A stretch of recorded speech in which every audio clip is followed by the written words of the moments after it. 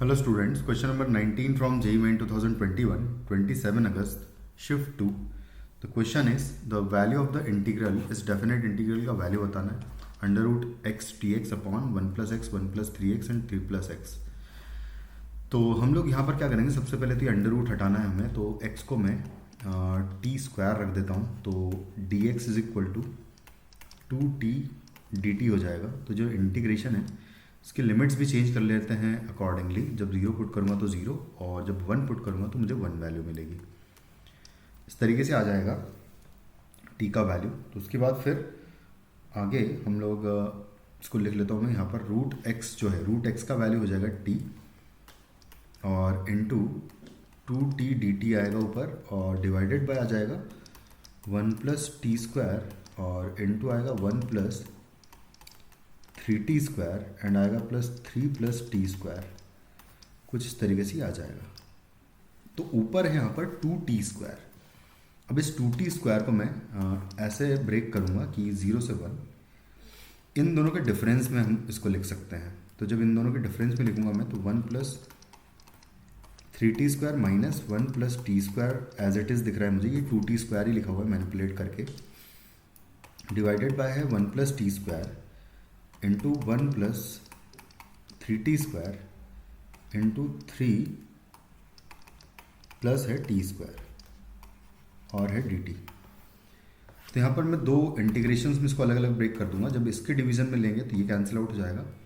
तो पहला इंटीग्रेशन आ जाएगा 0 से 1, और 1 अपॉन या dt अपॉन 1 + t स्क्वायर बचेगा एक तो, और इंटू 3 + t स्क्वायर बचेगा, माइनस सेकंड इंटीग्रेशन आएगा 0 से 1, और इस टाइम पर ये कैंसिल आउट हो जाएगा अगर, तो यहाँ से आ जाएगा dt divided by 1 + 3t square into 3 + t square आ जाएगा। इसको नेक्स्ट पेज पे हम लोग अगर कर लें, आप फिर से यहाँ पर मैं डिफरेंस क्रिएट करूँगा। तो यहाँ पर मैं लिख सकता हूँ इसको 3 + t square and minus 1 + t square लिख दूँगा, होल डिवाइडेड बाय लिखा हुआ है ये 1 + t square into 3 + t square dt। लेकिन जब ऐसा कर रहे हैं तो यहाँ पर एक्चुअली 2 डिफरेंस आ रहा है, तो मैं 1/2 भी कर दूँगा। 0 से 1 लिमिट्स है, माइनस नेक्स्ट इंटीग्रेशन के लिए भी सेम वे में ऐसे ही करेंगे, लेकिन वहाँ पर थोड़ा सा एक मैनिपुलेशन करके करेंगे हम लोग। तो यहाँ पर ऐसा करता हूँ मैं कि इसको ऐसा लिखते हैं कि 3 टाइम्स कर देता हूँ मैं इसका 3 + t स्क्वायर, ताकि t कैंसिल आउट हो जाए, माइनस 1 + t स्क्वायर है, 1 + 3t स्क्वायर डिवाइडेड बाय है 1 + 3t स्क्वायर, और इंटू है 3 + t स्क्वायर और है dt का इंटीग्रेशन 0 से 1 तक। उसके बाद फिर नेक्स्ट अगर देखें तो यहाँ पर फिर से इंडिविजुअली डिवाइड करूँगा। इससे डिवाइड करेंगे अगर तो ये कैंसिल आउट हो जाएगा, तो बचेगा पहला इंटीग्रेशन 0 से 1 1/1 + t square dt। Next integration आएगा यहाँ से 1/2 टाइम्स आएगा वो भी, और 0 से 1, और आएगा 1/3 + t स्क्वायर dt माइनस।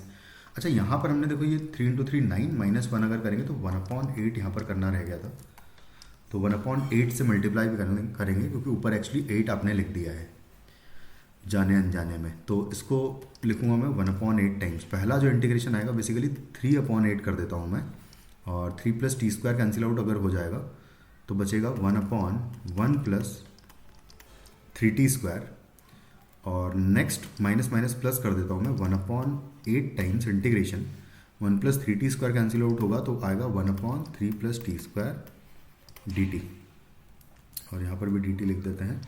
अब जो सेम इंटीग्रेशन से उनको एक बार हम कंबाइन कर ले अगर, तो इन दोनों को कंबाइन कर सकता हूँ मैं। ये लिखा हुआ है -1/2 + 1/8 है, तो यहाँ 8 LCM आएगा, तो -4 + 1 यानी कि -3/8 हो जाएगा यहाँ पर। तो इसको मैं लिख सकता हूँ 1/2 times integration 0 to 1 1/1 + t square, and यहाँ पर इसकी प्लेस पर मैं लिख दूंगा -3/8 dt अपॉन 3 + t स्क्वायर का इंटीग्रेशन, एंड बचा हुआ है -3/8 टाइम्स इंटीग्रेशन dt अपॉन 1 +। अच्छा, यहाँ से हम लोग क्या करते हैं कि यहाँ से मैं 3 कॉमन ले लेता हूँ, तो ये कैंसिल आउट कर देते हैं। ये 1/8 हो जाएगा ये, और ये हो जाएगा 1/√3 का स्क्वायर और प्लस आएगा टी स्क्वायर। और यहाँ पर भी ये जो लिखा हुआ है इसको मैं √3 का स्क्वायर लिख देता हूँ। और यहाँ पर इस स्टैंडर्ड इंटीग्रेशन में सारे कन्वर्ट हो चुके हैं। अब मैं इसको नेक्स्ट पेज पे लिखता हूँ। तो पहला वाला इंटीग्रेशन आएगा सीधा सीधा tan इनवर्स ऑफ टी आ जाएगा।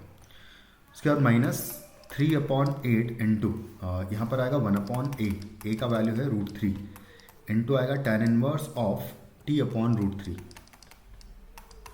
और उसके बाद आएगा -1/8 नेक्स्ट, और इसका वैल्यू √3 ऊपर चला जाएगा 1/a का वैल्यू, क्योंकि 1/1/√3 आएगा, एंड फिर आएगा tan इनवर्स ऑफ √3t हो जाएगा यहाँ पर, ये हो जाएगा, जिसमें लिमिट्स हम लोग पुट करेंगे 0 से लेके 1 तक। अच्छा 0 पर तो 0 ही हो जाएगा, डायरेक्टली मैं 1 पुट कर दूँ सब में तो हो जाएगा 1/2 tan इनवर्स 1। अच्छा tan इनवर्स 1 डायरेक्टली पुट कर देते हैं, तो 1/2 इंटू π/4 वैल्यू हो जाएगी tan इनवर्स 1 की।